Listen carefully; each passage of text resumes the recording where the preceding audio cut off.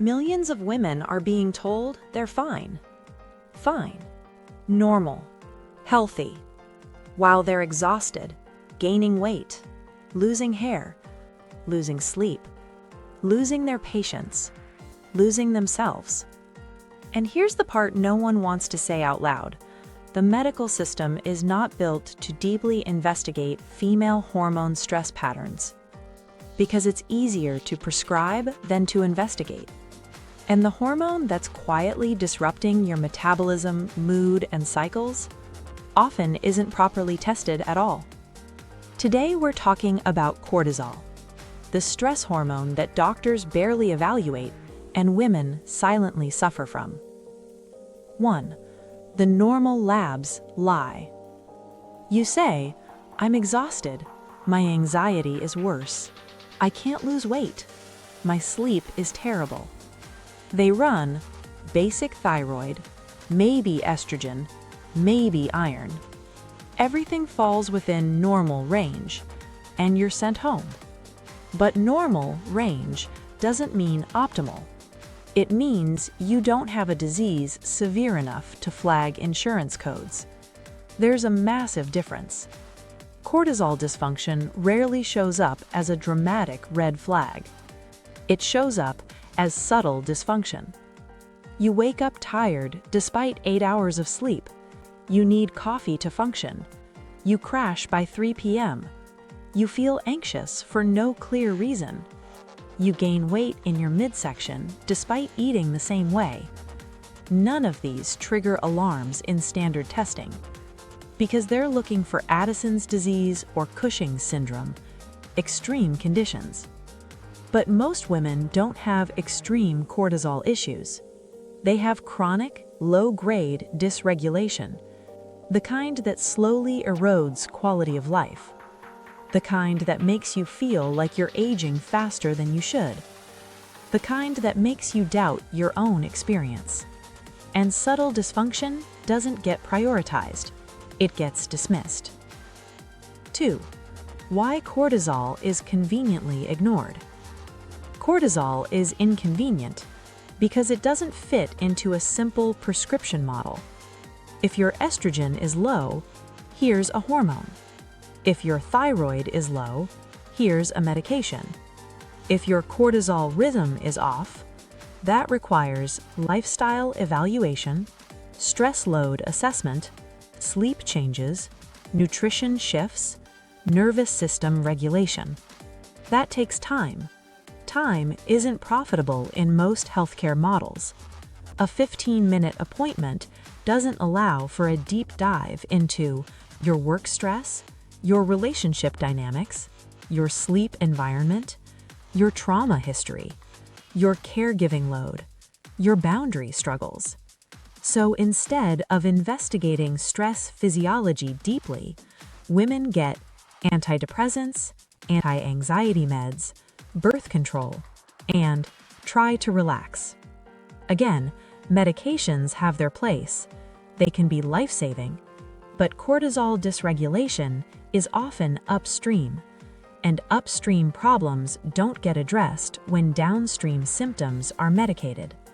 It's like constantly mopping the floor while the sink is still overflowing. You're managing symptoms, not addressing the source. And the source is often your body's stress response that's been activated for too long. 3. What high cortisol actually does.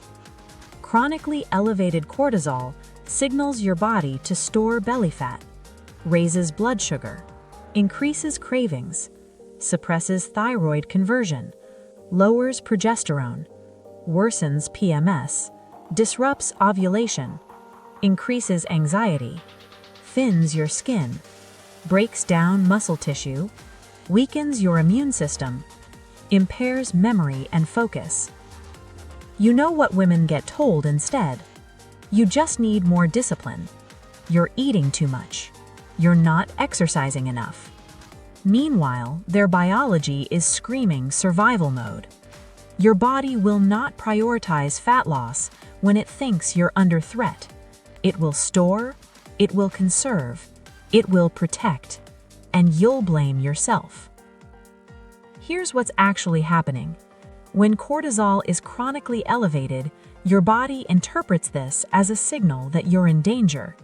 Maybe you're being chased by a predator. Maybe food is scarce. Maybe you're not safe. Your ancient biology doesn't know the difference between a lion chasing you, a deadline chasing you, toxic relationships, financial stress, sleep deprivation. It just knows threat detected. So it shifts resources. It prioritizes immediate survival over long-term health. It stores fat around your organs for quick energy access. It increases your appetite so you'll eat more. It reduces reproductive function because pregnancy isn't safe during a crisis. It keeps you alert and anxious so you can spot danger. This was brilliant evolutionary design for short-term threats. But modern life isn't a short-term threat. It's chronic, and your body is paying the price. 4. The wired but tired epidemic. After years of stress, cortisol doesn't just stay high, it becomes chaotic. Low in the morning, you wake up exhausted. Spikes at night, you can't sleep. Crash mid-afternoon, you reach for sugar or caffeine. This is cortisol rhythm disruption. Your cortisol is supposed to follow a pattern: high in the morning to wake you up naturally, gradually declining through the day, low at night so you can sleep deeply. But when you've been stressed for months or years, this rhythm gets scrambled. Maybe your cortisol barely rises in the morning, so you need 3 cups of coffee just to feel human. Maybe it spikes at 10 p.m., so you're wide awake scrolling through your phone, exhausted but unable to sleep. Maybe it crashes at 2 p.m., so you're desperate for sugar or a nap. This isn't laziness. This isn't lack of willpower. This is hormonal chaos. But most doctors only test at 8 a.m. One snapshot. That's like judging someone's entire personality based on one sentence. It tells you nothing about rhythm. And hormones are about rhythm. Women's bodies are cyclical. We don't operate on a linear 24-hour loop like men often do. We have a 28-day cycle. Our hormones rise and fall. Our stress tolerance changes. Our energy fluctuates. But our healthcare model is static.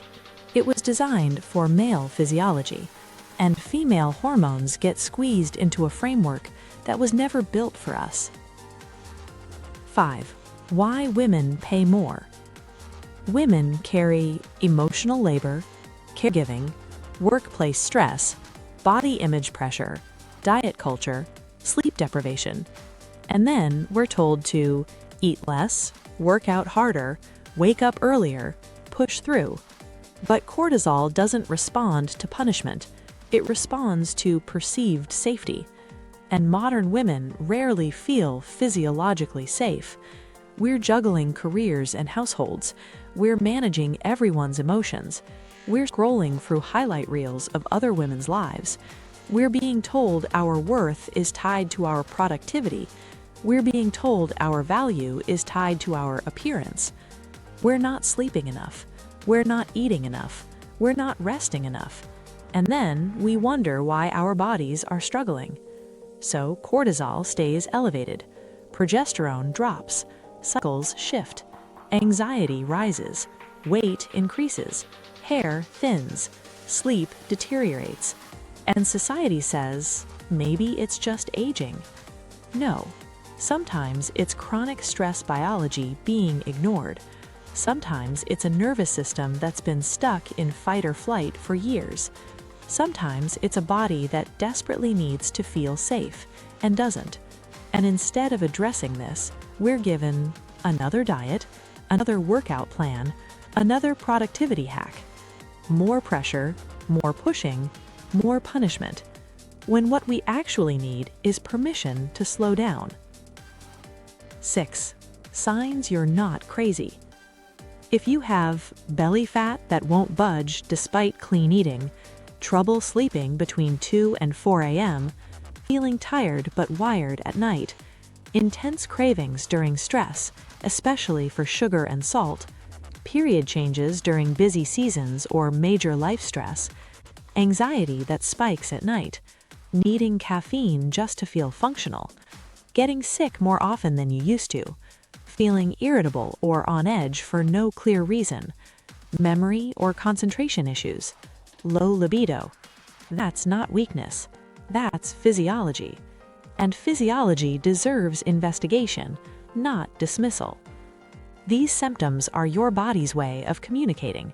It's saying, something is off. I need support. I can't keep running on fumes.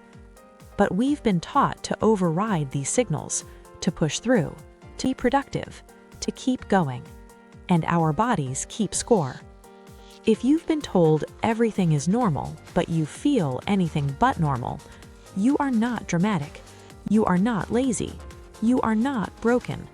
You may be dealing with a hormone pattern that was never properly evaluated, a stress response that's been activated too long, a nervous system that needs regulation, not medication. Women deserve more than symptom management. We deserve root cause conversations. We deserve providers who listen. We deserve healthcare that investigates, not dismisses. If this video gave you language for what you've been feeling, subscribe. Because your body isn't failing you. It's adapting to stress. And that's not something to ignore. It's something to honor and something to address with compassion, not criticism.